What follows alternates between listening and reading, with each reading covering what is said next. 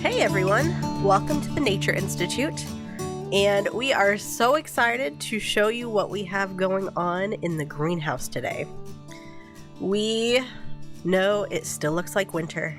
The trees are still leafless, and the mud is up to our knees, but winter is on its way out, and that means it is time to start some plants in the greenhouse.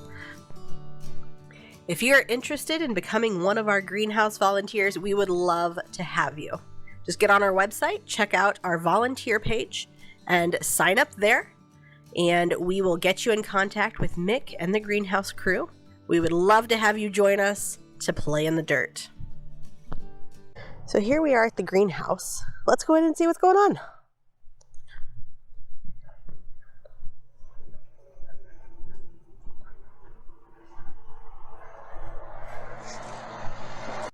So as you can see right now, our greenhouse is sitting at about 99 degrees Fahrenheit, about 14% humidity.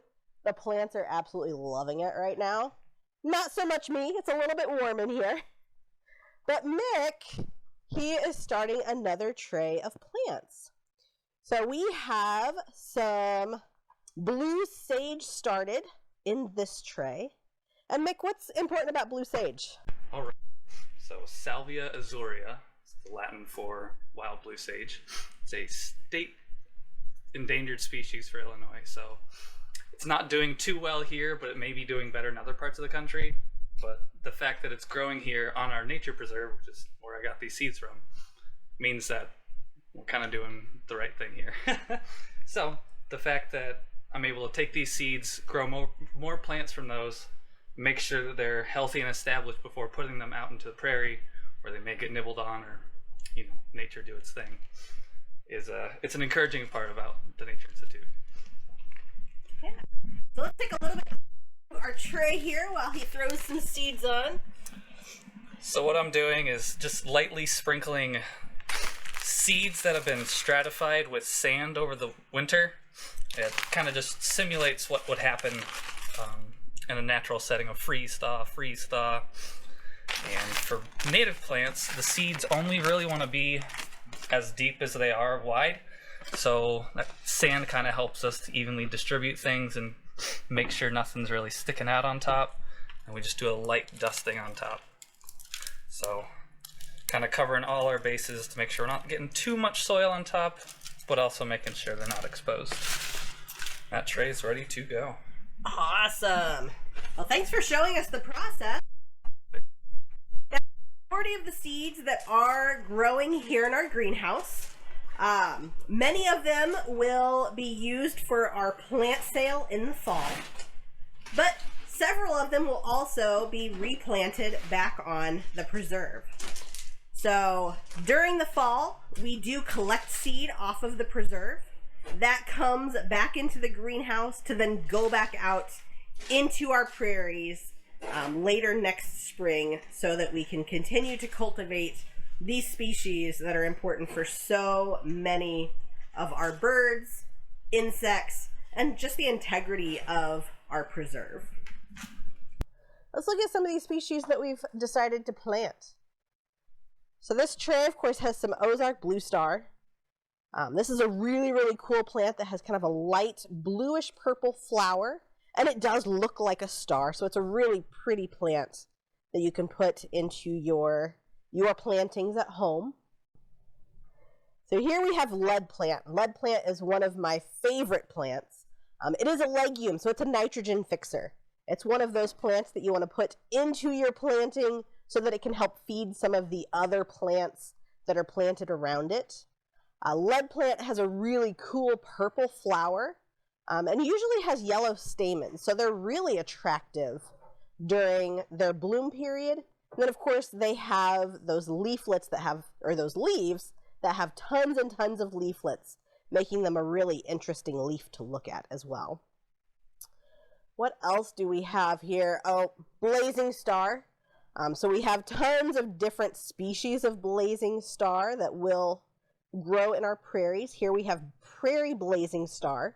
So these have those purple spikes of flowers that butterflies just absolutely love. There was one summer we were out at Heartland Prairie with all of the blazing star in bloom, and just monarchs were gathered around those blazing star, having a blast eating that nectar. Another tray we have back here is our Golden Alexanders.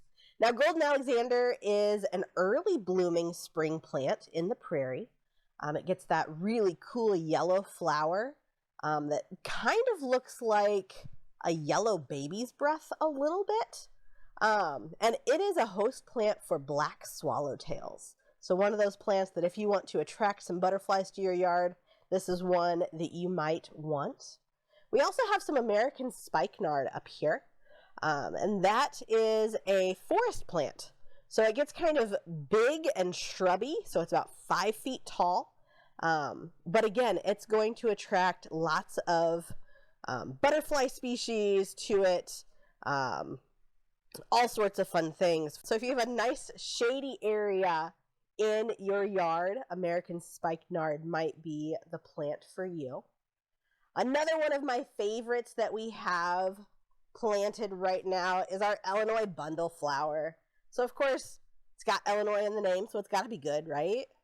What I really love about this plant is actually the seed pod.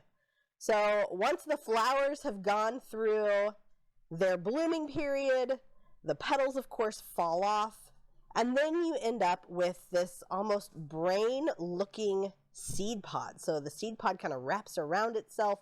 It looks like something out of Dr. Seuss. And those tend to stay on the plant kind of late into the fall.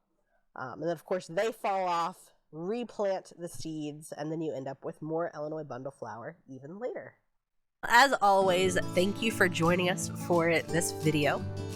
We are so excited for spring to be here, and even more excited for the greenhouse to be open as we are planting new plants.